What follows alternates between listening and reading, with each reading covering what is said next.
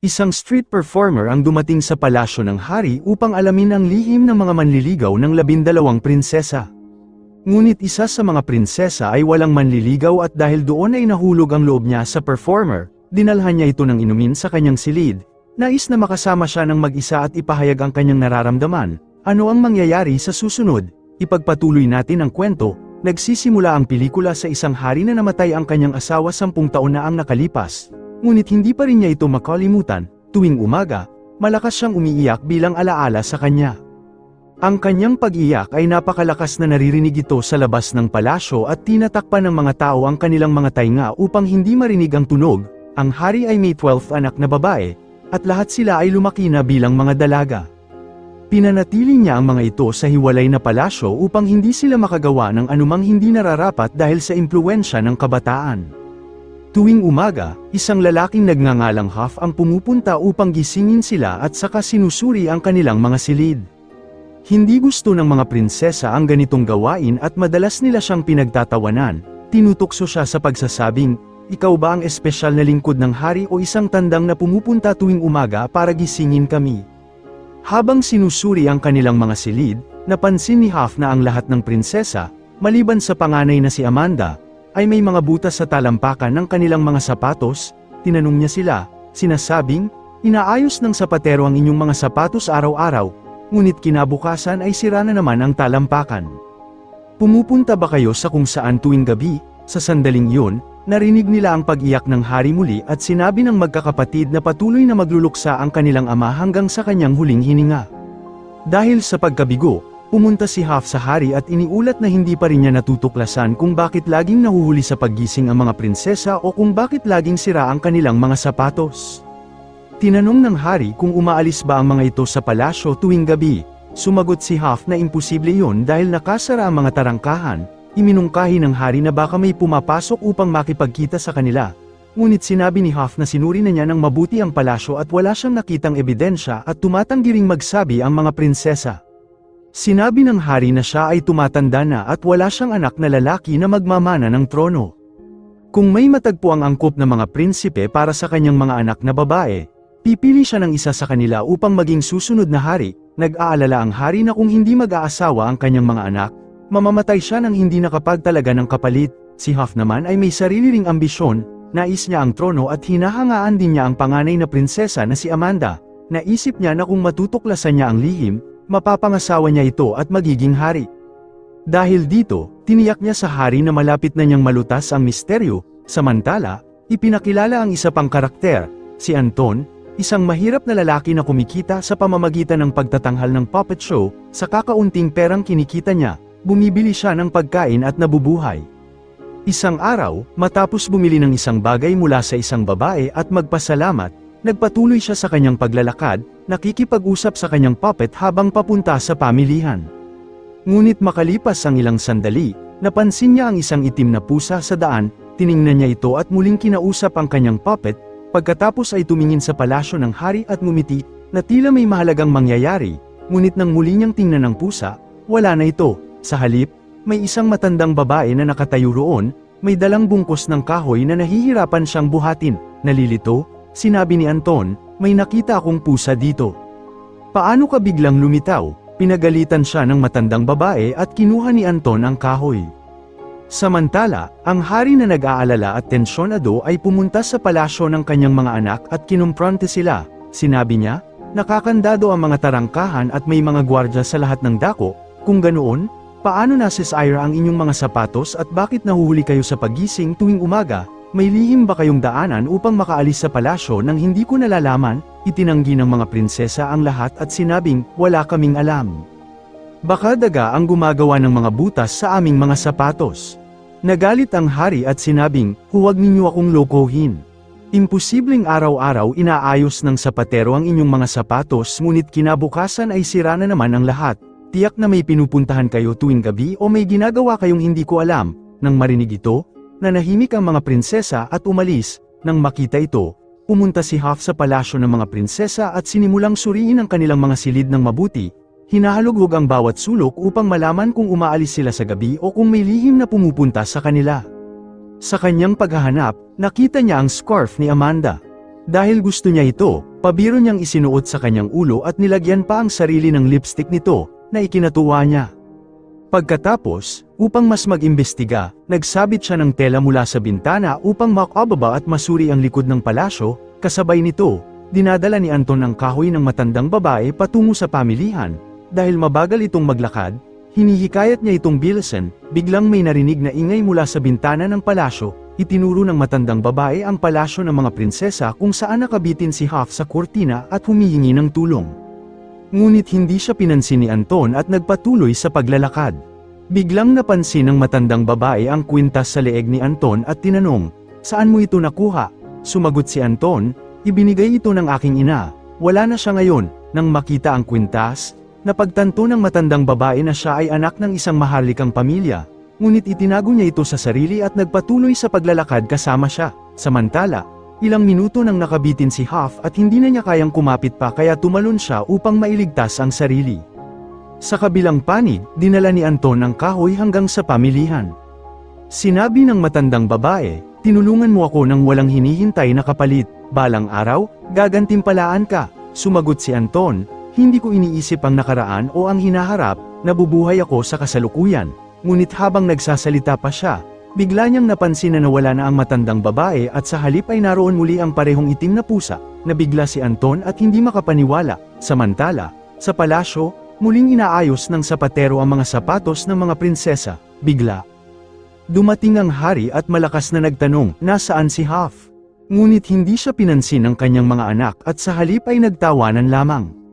Sa sandaling yon, dumating din si Huff na pilay ang paglalakad. Tinanong siya ng mga prinsesa kung ano ang nangyari ngunit iniwasan niya ang sagot. Pagkatapos, sinabi ng hari kay Huff, "Humanap ka ng prinsipe o isang matapang na lalaki na maaaring manatili sa palasyo at alamin ang lihim ng ginagawa ng aking mga anak tuwing gabi." Nang marinig ito, lumapit si Amanda at ang kanyang mga kapatid at sinabing, "Marami ka nang ipinapatay dahil sa lihim na ito, wala nang darating ngayon. At kahit may dumating man, kung mabaygo siya sa loob ng 7 araw, ipapapatay mo siya." Sumagot ang hari, "Susubukan ko pa ng isang beses, kung walang magtagumpay sa pagkakataong ito, maghahanap ako ng ibang paraan." Sa kabilang panig, si Anton ay nagtatanghal ng puppet show para sa mga bata upang kumita. Nag-enjoy ang mga bata. Pagkatapos, sinabi ni Anton, "Kung nagustuhan ninyo ang aking palabas, bigyan ninyo ako ng kaunting pera." Ngunit tumakbo ang mga bata. Isang tao lamang ang nag-iwan ng kahoy na barya na walang halaga kay Anton ngunit nagpasaya pa rin sa kanya. Si Huff, na nanunood mula sa itaas ng palasyo, ay bumaba matapos umalis ang lahat. Lumapit siya kay Anton, binigyan siya ng gintong barya at sinabi, "Ito ay maliit na gantimpala para sa iyo. Maaari pa kitang gawing hari at ipakasal sa anak ng hari." Nang marinig ito, natuwa si Anton at tinanong kung ano ang dapat niyang gawin. Ipinaliwanag ni Huff, "Kailangan mong manatili sa palasyo ng mga prinsesa at alamin kung ano ang ginagawa nila tuwing gabi at kung bakit nasisira ang kanilang mga sapatos tuwing umaga." Sumagot si Anton, "Alam ko na kung mabaygo ako sa loob ng 7 araw. Marami ng prinsipe at matapang na lalaki ang sumubok nito, kaya hindi ko ito gagawin." Sinubukan siyang kumbinsihin ni Huff ngunit tumanggi si Anton. Sa sandaling yon, napatingin si Anton kay Amanda na nakatayo sa bintana ng palasyo. Sa unang tingin pa lamang, nahulog na ang loob niya rito. Kasabay nito, tumingin din si Amanda sa kanya nang may interes. Matapos siyang makita, nagbago ang isip ni Anton at tinanggap ang hamon. Pagkaalis ni Huff, muling lumitaw ang matandang babae. Nang makita siya, tinanong ni Anton, "Ikaw ba ang mahiwagang pusa?" Sumagot ito, "Oo." Ibinigay ng matandang babae ang isang mahiwagang balabal at sinabing, "Kapag sinuot mo ito at tinakpan ang iyong ulo, ikaw ay magiging hindi nakikita. Maaari mong obserbahan ang mga prinsesa nang hindi kanila nakikita at matutuklasan ang kanilang lihim." Masayang tinanggap ni Anton ang balabal. Pagkatapos, binalaan siya, "Kapag pumunta ka sa palasyo, mag-ingat. Kapag inalok ka ng inumin ng mga prinsesa, magpanggap kang uminom at matulog, ngunit huwag mo itong iinumin." Matapos sabihin ito, muli siyang naging pusa at nawala. Samantala, matagal nang naghihintay si Huff kay Anton. Nang dumating ito, dinala niya siya sa hari at ipinakilala. Tinukso ng hari si Huff at sinabing, "Hindi ka ba nakahanap ng prinsipe o matapang na lalaki? Isang puppet performer ang dinala mo." Iginiit ni Huff, matapang ang lalaking ito, magtatagumpay siya. Ngunit hindi pa rin kumbinsido ang hari at sinabi kay Anton, Sa tingin ko hindi para sa iyo ang gawaing ito. Bilang sagot, nagtanghal si Anton gamit ang kanyang puppet, ginaya ang iba't ibang boses at nagsabi ng nakakatawang bagay.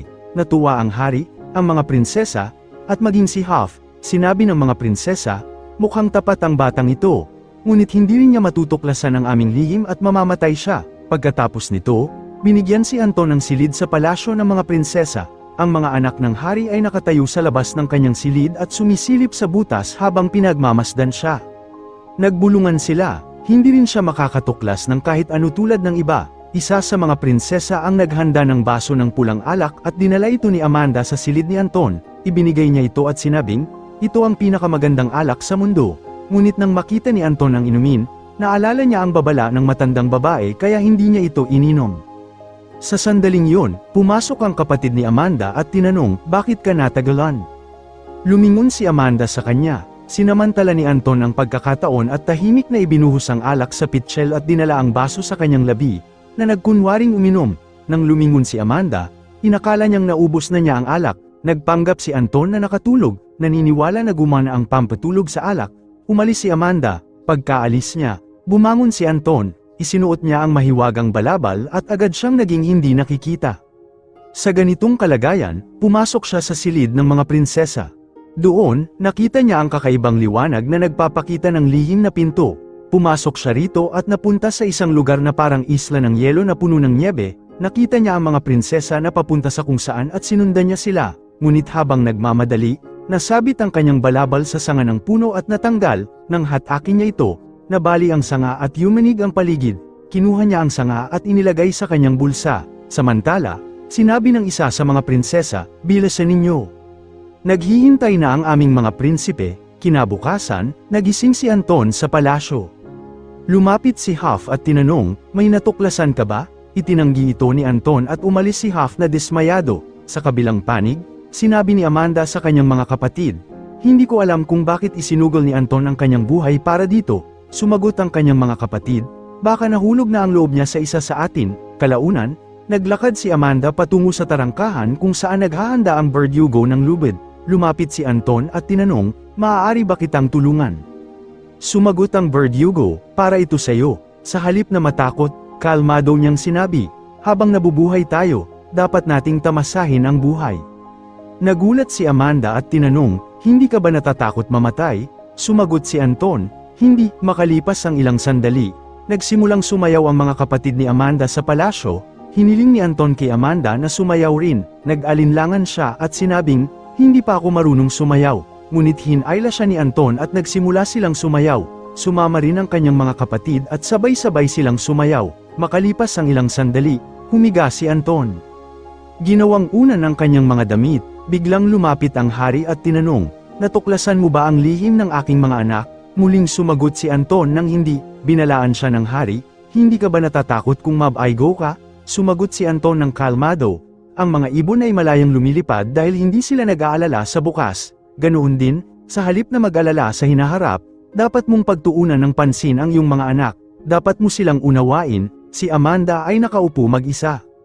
Nalulubog sa kanyang mga iniisip, tinukso siya ng kanyang mga kapatid, mukhang nahulog ka na kay Anton. Samantala, sinabi ng hari kay Huff, sa tingin ko maaaring maging mabuting hari si Anton. Nang marinig ito, nainis si Huff at nakaramdam ng banta. Nang gabing yun, muli na namang nagdala si Amanda ng alak kay Anton. Tulad ng dati, itinapon niya ito at nagpanggap na natulog. Pagkaalis niya, muli siyang naging hindi nakikita at sinundan ang mga prinsesa. Nakita ang parehong bagay tulad ng dati. Kinabukasan, nagising siya sa kanyang kama. Lumapit muli si Huff at tinanong kung may natuklasan na siya ngunit muli niya itong itinanggi. Sinabi ni Amanda sa kanyang mga kapatid, kailangan nating iligtas si Anton. Sumagot ang kanyang mga kapatid, umalis na lang tayo at sumama sa ating mga prinsipe. Sumagot si Amanda, may 11 prinsipe para sa inyo, ngunit ako ay mag-iisa. Wala akong prinsipe. Sa kabilang panig, nakahiga si Anton nang lapitan siya ng hari at sinabing tila wala siyang pakialam. Sumagot si Anton, hangga't nabubuhay ako, nais kong mabuhay ng malaya at buo. Nang gabing iyon, muli siyang dinalhan ng alak ni Amanda. Sa pagkakataong ito, ayaw na niya itong painumin ngunit napilitan siya dahil sa kanyang mga kapatid. Muling itinapon ni Anton ang alak at nagpanggap na natulog, nahulog na ang loob ni Amanda sa kanya at natatakot siyang mawala siya kung mabaigo ito. Kalaunan, muling pumunta ang mga prinsesa sa mahiwagang mundo at lihim silang sinundan ni Anton. Sa pagkakataong ito, sumakay pa siya sa bangka kasama nila. Huminto ang bangka sa isang lugar kung saan naghihintay ang 11 prinsipe. Nagsimulang sumayaw ang mga prinsesa kasama ang kanilang mga prinsipe habang si Amanda ay nag-iisang nanunood. Nakita siya ni Anton at sumayaw kasama niya. Kinabukasan, nasa harap sila ng hari. Tinanong ng hari, "Natuklasan mo ba ang lihim?" Sumagot si Anton, "Hindi." At nabalisa si Amanda at ang kanyang mga kapatid. Nang makita ito, nagsalita si Anton at sinabing, "Alam ko ang lihim ngunit kung sasabihin ko, hindi nila magugustuhan." Tinanong ng hari kung may ebidensya siya. Ipinakita ni Anton ang sanga na dala niya mula sa mahiwagang mundo. Napagtanto ng hari na hindi ito mula sa mundong ito. Ipinahayag ng hari na natuklasan ni Anton ang lihim at ayon sa kanyang kondisyon, siya ang magiging bagong hari at ipapakasal kay Amanda. Tutol si Huff at sinabing hindi naman niya sinabi ang lihim, ngunit sumagot ang hari na hindi niya kailangang sabihin yon. Naghalikan sina Amanda at Anton at nabasag ang sumpa. Lumitaw ang 11 prinsipe sa tunay na mundo at muling nagsama sa kanilang mga prinsesa. Di naglaon, lahat sila ay nagpakasal. Si Anton ay naging bagong hari at ang matandang hari ay napalaya na sa kanyang mga alalahanin, at doon nagtatapos ang kwento. Maraming salamat sa inyong panonood. Kung nagustuhan nyo ang movie recaps for today, huwag kalimutang mag-subscribe at i-on ang notification bell.